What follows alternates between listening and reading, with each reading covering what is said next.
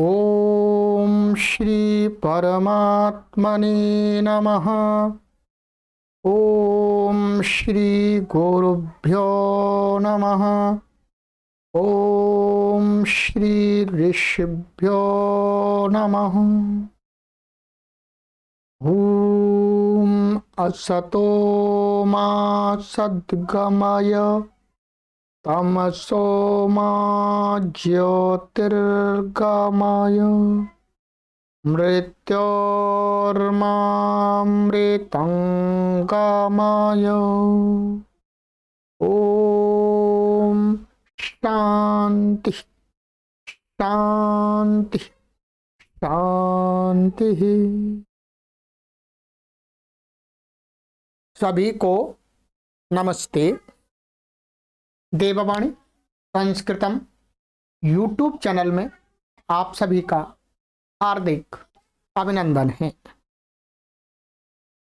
मित्रों, विशुद्ध वाल्मीकि रामायण कथा की आज हम लाइव कक्षा संख्या 13 को पढ़ेंगे। 12 कक्षाएं मैंने आपको अभी तक पढ़ा दी हैं। प्ले लिस्ट में एक कॉलम बना दिया गया है मित्रों, विशुद्ध रामायण कथा। उसमें आप पीछे की सभी कक्षाओं को अपने समय की अनुकूलता से देख सकते हैं। 13वीं कक्षा को आज हम पढ़ने जा रहे हैं और 9 सर्ग हमारे कंप्लीट हो गए हैं। बालकांड चल रहा है। ठीक है, आज हम 10वें सर्ग को पढ़ेंगे। गत कक्षा में हमने ये सर्ग पढ़ा था, 9वां सर्ग पढ़ा था।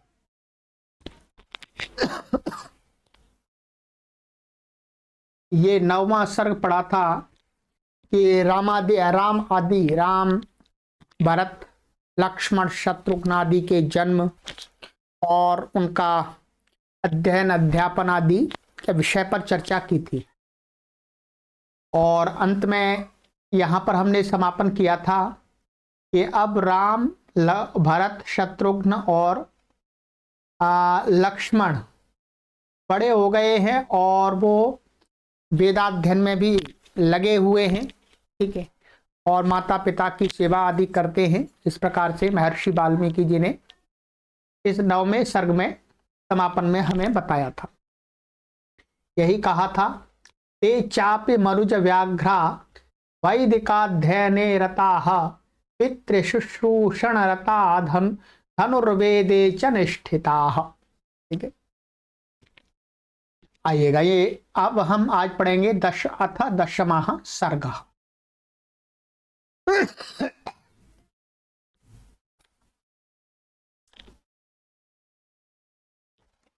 ये 10वां सर्ग।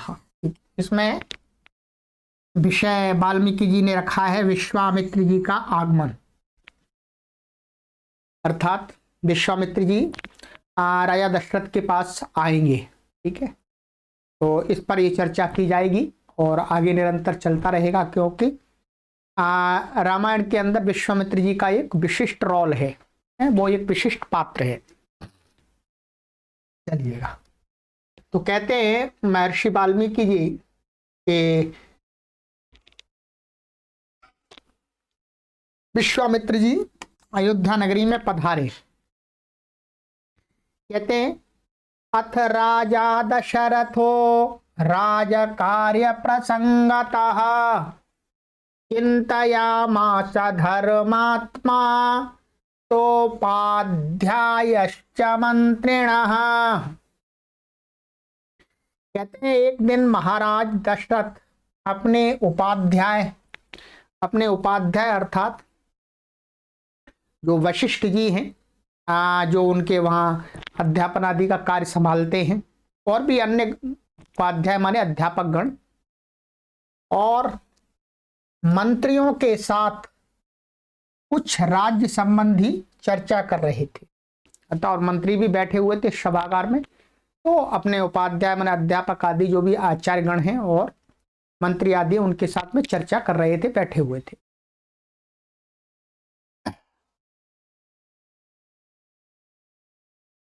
तस्य चिन्तामानस्य मंत्रिमध्ये महात्मनः अभ्यागच्छन् महातेजा विश्वामित्रो महामुनिः।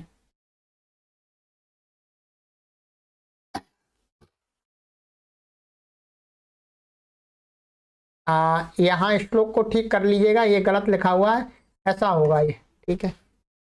तस्य चिन्तयमानस्य ऐसा होगा, ठीक है। यह छूट रहा है, ठीक है, व्याकरण के नियम से अशुद्ध है श्लोक। 8 अक्षर होने चाहिए, 1 2 3 4 5 6 7 और 8 यहाँ जोड़ देंगे तो चिंतयमानस, चिंतमान नहीं होता, चिंतयमान होता है, ठीक है।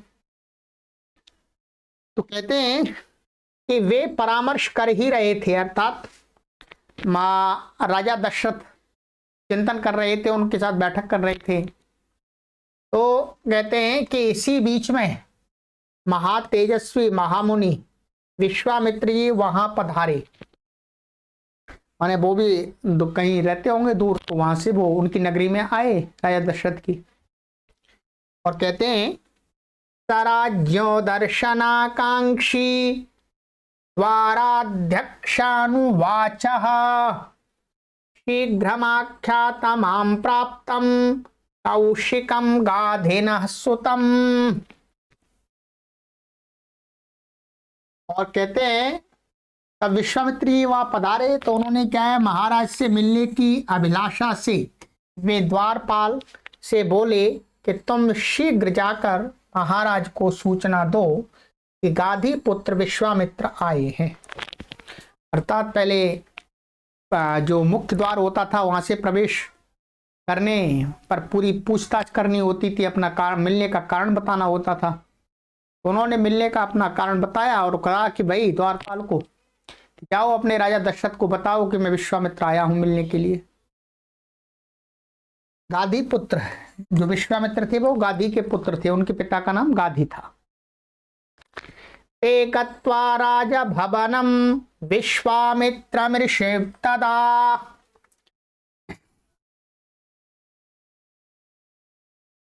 क्या ऋषि होगा, विश्वामित्रं ऋषिं तदा प्राप्तमावेदयामासुर्नृपायेक्ष्वाकवेक् तदा।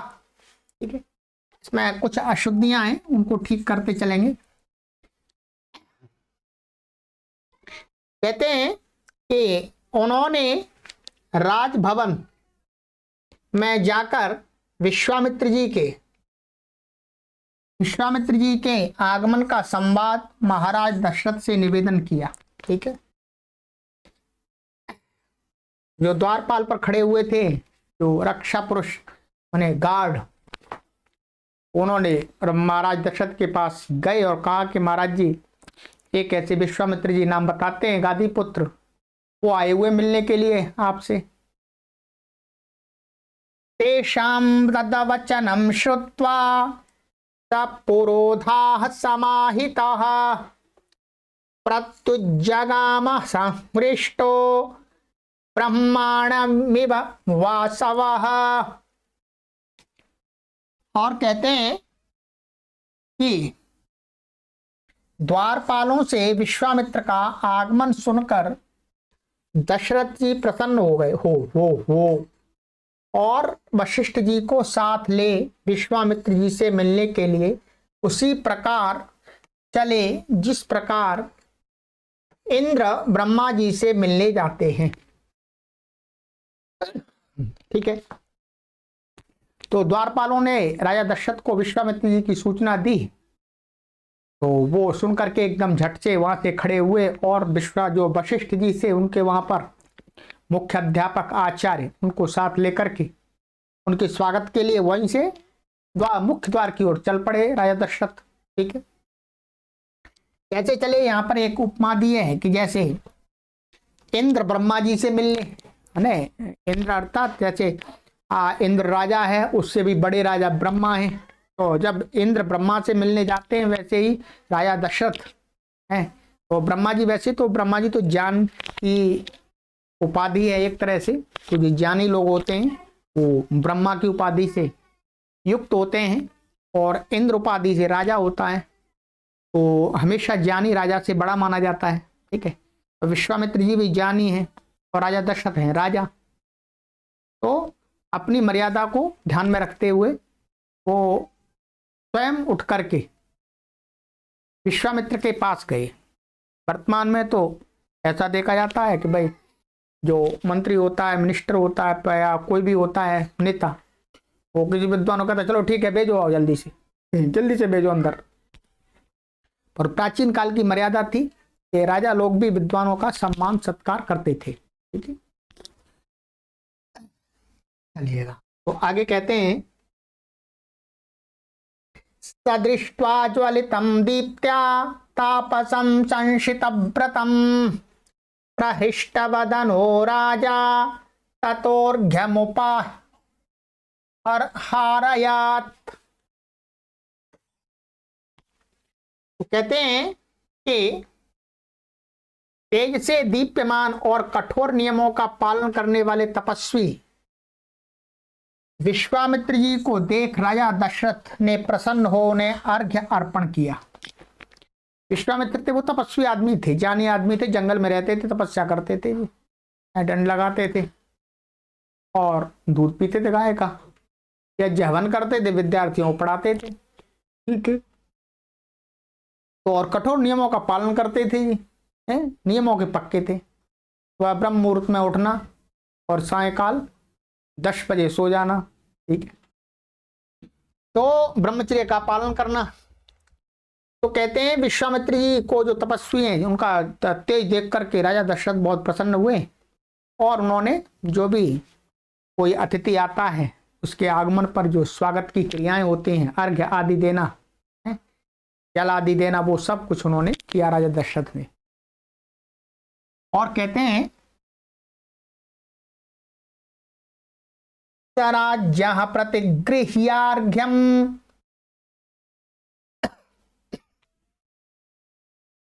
राज्य प्रतिगृह्यार्घ्यम शास्त्रदृष्टेन कर्मणा कुशलम चाव्ययम चैव पर्यपृच्छन्नराधिपम। कहते हैं विश्वामित्र जी ने शास्त्रोक्त विधि से राजा के अर्घ्य को ग्रहण कर उनका कुशल मंगल पूछा। ठीक है, विश्वामित्र जब राजा दशरथ ने उनको अर्घ्य दिया, पानी आदि दिया और भी उनको सत्कार माला वालाएं डाली शास्त्र विधि के अनुसार, तो उनका फिर प्रसन्न हो गए विश्वामित्र जी और उनका राजा दशरथ का उन्होंने हाथ पूछा, भाई ठीक ठाक हैं क्या, सब कुशल मंगल तो है राज्य में। पुरे कोशे जनपदे बांधवेशो सुहृत् सुचा कुशलम कौशिको राज्यः पर्यपृच्छत् सुधार्मिकः। कहते हैं फिर विश्वामित्र जी ने महाराज के नगर, कोश, राज्य, कुटुंब और इष्ट मित्रों की कुशलता पूछी, अर्थात सब कुछ कुशल पूछा, भाई सब ठीक ठाक तो है। यही होता है, आपस में मिलते हैं तो। वशिष्ठम च समागम्य कुशलम मुनि पुंगवः ऋषिश्च तान्यथा न्यायम महाभाग उवाचः। और कहते हैं फिर विश्वामित्र जी ने वशिष्ठ जी की कुशल पूछी। अरे वशिष्ठ जी भी साथ में आए तो कहा, वशिष्ठ जी आप भी ठीक ठाक है महाराज जी की नहीं है, ठीक ठाक चल रहा है आपका। तदनंतर अन्य महाभाग वामदेव आदि सब ऋषियों से यथाक्रम कुशल मंगल पूछा, अर्थात और भी राजा दशरथ के साथ में आचार्य गण थे, ऋषि लोग थे, उनका भी कुशल मंगल पूछा। ठीक है, और कहते हैं ते सर्वे हिष्टमनसः तस्य राज्यो निवेशनम विविशो पूजितास्तेन निषेधुश्च यथार्हतः। विश्वामित्र जी ने से तत्कृत वे सब प्रसन्न मन महाराज के सभा भवन में गए और यथोचित आसनों पर बैठ गए।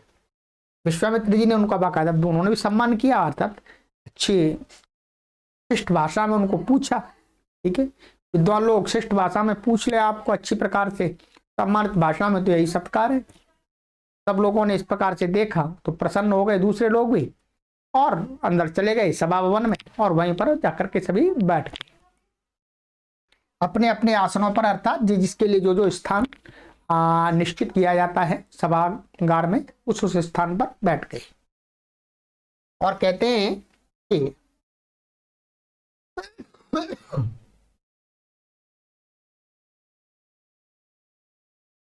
अत हृष्टमना राजा विश्वामित्रं महामुनिम् उवाच परमोदारो हृष्टस्तमभिपूजयन्। तब प्रसन्न चित्त एवं उदार राजा दशरथ महामुनि विश्वामित्र जी से बोले, बैठ गए। विश्वामित्र जी को भी सभागार में अच्छा स्थान दे दिया, ऊंचा।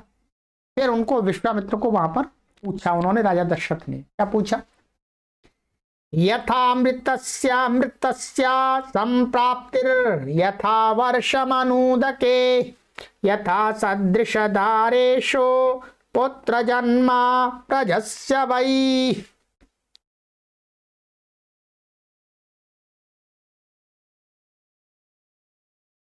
प्रणष्टस्य यथा लाभो यथा हर्षो महोदयः तथैवागमनं मन्ये स्वागतं ते महामुने। कं च ते परमं कामं करोमि किं हर्षितः। कहते हैं, हे महर्षि, राजा दशरथ कहते हैं विश्वामित्र को, हे महर्षि, आपके आगमन से मुझे वैसा ही हर्ष हुआ है जैसा कि अमृत के मिलने से, सूखी खेती को वर्षा से, अपुत्रक को पुत्र होने से, नष्ट हुई वस्तु के मिलने से और महोत्सवों में जो आनंद होता है, वैसा ही मैं आपके आगमन को समझता हूं। मैं आपका स्वागत करता हूं। कहिए, आपके दर्शनों से आनंदित मैं आपका कौन सा प्रिय कार्य करूं। ठीक है, तो ये प्राचीन काल में और आज के समय में भी विद्वानों का घरों में आगमन है या राजभवनों में आगमन बहुत सौभाग्य माना जाता है, क्योंकि विद्वान ऐसे नहीं आते, तो ऐसे आते हैं वो विद्वान नहीं होते, तपस्वी नहीं होते। तो निर्लोभी, लालच से रहित, तपस्वी, ज्ञानी लोग जहां आ जाएं तो मानिएगा वहां के लोगों का बहुत बड़ा सौभाग्य समझा जाता है। तो राजा दशरथ उसी भाव को प्रकट कर रहे हैं कि महाराज जी, आप तो तपस्वी हैं, ज्ञानी हैं, निर्लोभी हैं, आपको तो कुछ चाहिए ही नहीं, और आप अपने आप मेरे पास में आए हैं। मैं निमंत्रण देता तब आते, वो भी अलग बात है, परंतु आप अपने आप ही चल करके इस राज्य में आए हैं। तो इस आपके आगमन से मेरे अंदर इस प्रकार की प्रसन्नता उत्पन्न हुई है, मैं बता नहीं सकता हूं।